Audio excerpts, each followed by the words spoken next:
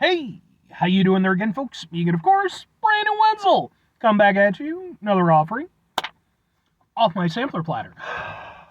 Yes, indeed, folks, sampler every series of videos I've been doing for a little while now. I go over there, try out food and drink items. I eat stuff, I drink stuff, then, folks, I'm going to talk about stuff. I'm going to let you know all that you need to know about hopefully delicious stuff. That time I'm doing this, folks, I'm not going to lie. I'm excited because I'm going to a concert and I get to review some burgers. But we'll get into that.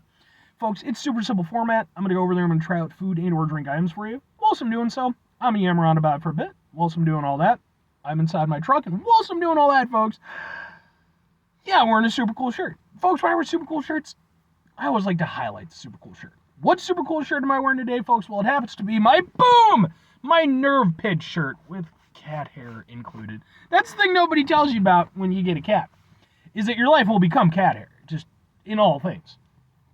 If you're unfamiliar with the band Nerve Pitch, that's actually pretty reasonable. They were a fairly obscure nu metal band that existed in kind of the early 2000s in Canada. That kind of had a local following. Seems like that was kind of more their thing. Never really made it, sort of past that sphere of influence.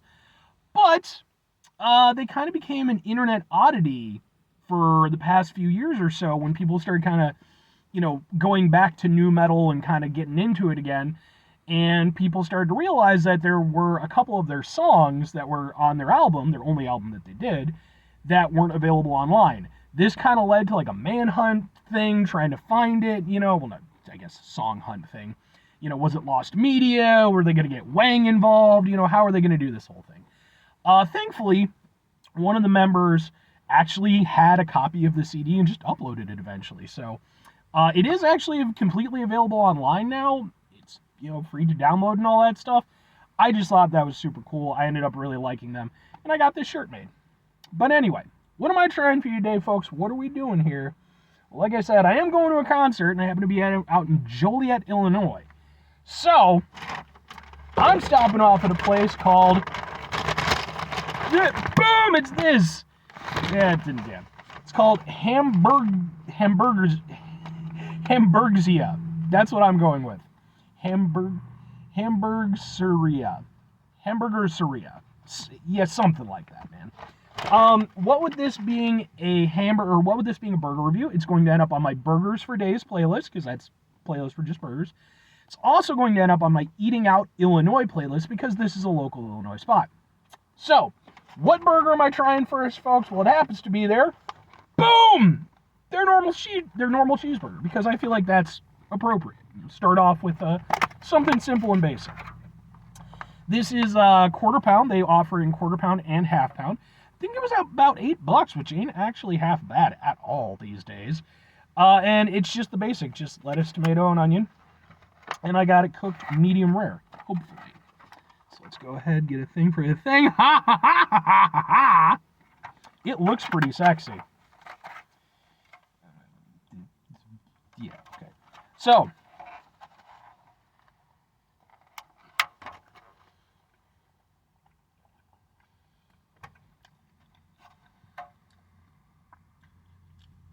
that's a good burger. That's a damn fine burger. And like I said, that's the reason why I start, usually when I'm trying a new place, I always like to start, just something simple and basic, because you can fancy up a burger a million different ways. But fundamentally, your burger has to be what sells it. There's nowhere really to hide with a fucking basic cheeseburger. Now, I will say this. It's hard to cook a quarter pound burger medium rare. I don't think this is quite medium rare. I think this is a little bit more on the side of medium. But I'll give them credit for aiming for it. Like, I think they weren't too far off, but yeah, it's, because it's, again, when you're talking about a patty that relatively thin, that's hard to get at, like, a proper temperature. So, I'm going to give it to them. I think it's close enough.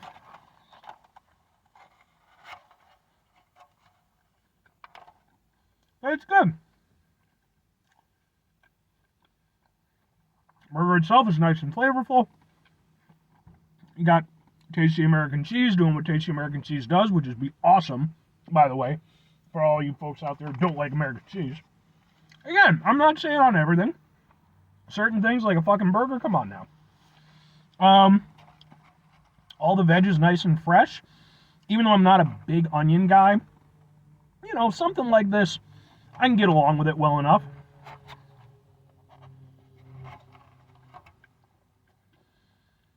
And one thing I will say, that's massively to their credit, whatever blend they're using for their burger meat, it's got personality. And I mean that in a really good way. Because I've been to like some really solid burger spots that fundamentally were putting out, you know, good burgers. But the one thing that was lacking was the burger itself. And it might have been cooked well, it might have been fine enough, but it didn't have a signature personality to it. And I find that typically the best burger places, their burgers have personality. You know, this one, yeah, their patty has personality. It has a unique flavor to it. And that's just a good burger. It's simple, it's basic, it's honest. I like it. And I'm going to give it a little extra credit, too, because for me, I feel like they're gearing a bit more towards like an artisanal kind of burger thing, you know, the whole Hamburgerseria thing, you know. But at the same time, they haven't quite gone, you know, like whole hog, you know, places like Kuma's or Burger Antics, places that I've reviewed before, by the way. Go check out those reviews. And I've had burger spots where all they did were just like fundamental basic burgers, and I enjoyed it. You know, it's a good burger. This, I think they're a little bit kind of in between those more like super artisanal places and, again, those more like down-to-earth places. And there's genuinely something to be said for that, because as much as I love an artisanal burger spot, I really do, and as much as I love a more down-to-earth burger spot, it's kind of nice having sort of a mix between the two, where it's just down-to-earth, simple burger, but also, you know, a little bit classed up. And I think that works really well for them. But, two questions have to be asked. Would I get it again? Would I recommend it? Well, I don't come down to Joliet very often, although I am planning this year to make more treks than I usually do. I would definitely, I'm going to say yes and yes. I think if I was making my way down here again, you know, chances are I'd probably hit up some other place just to try new places. But I think if I just wanted a solid burger, this is a good cheeseburger. There's like nothing I dislike about it. Everything tastes fresh. I like the way the patty tastes. It's a good burger. And if I'm recommending it, and this is where it gets a little bit easier for me because most people aren't coming to specific locations to review stuff like I am, I absolutely would. I think, you know, I think if you're in the area anyway and you want a tasty burger, I think this is a place to genuinely stop off. And like I said, you know, price line wise for a quarter-pound burger, especially one that's that tasty, that's not terrible. You know, obviously the half-pound one does cost more, but I'm impressed. I'm impressed. I don't know if I'm going to go as far as to say that Hamburgerseria, whatever you want to call it, is the business, but it's within striking distance of the business. But anyway, 5 things before I get out of here. Have yourself a great rest of your day, spectacular rest of your week, monumental rest of your month, stupendous rest of your folks. Go over there, have yourselves a truly proper cheeseburger-tastic rest of your life. I mean, unless you're not into burgers, you know, some people aren't. But final 2 things. Number 1, try to bring some positivity in the world. It's not always possible. It is, however, always appreciated. But what you do can't do all the time. I know I can't do all the time. Here's what you're going to do, folks. You're going to try not to be an asshole. Folks, it's not always the easiest thing in the world to not be an asshole. Trust me. I know it. I live it. I'm out there every day with you in it. Life can be really stressful and frustrating and just bullshit sometimes, folks. We don't always have tasty burgers and concerts to see us over. But when we do run into situations in our lives where we have to deal with bullshit and frustration, it's important we at least try. Take a step back, try to mitigate the level of assholishness in our lives, hopefully do better for ourselves and for those around us. Very final thing, folks, do the thing. Whatever the thing is for you, that's what I want you to go out and do.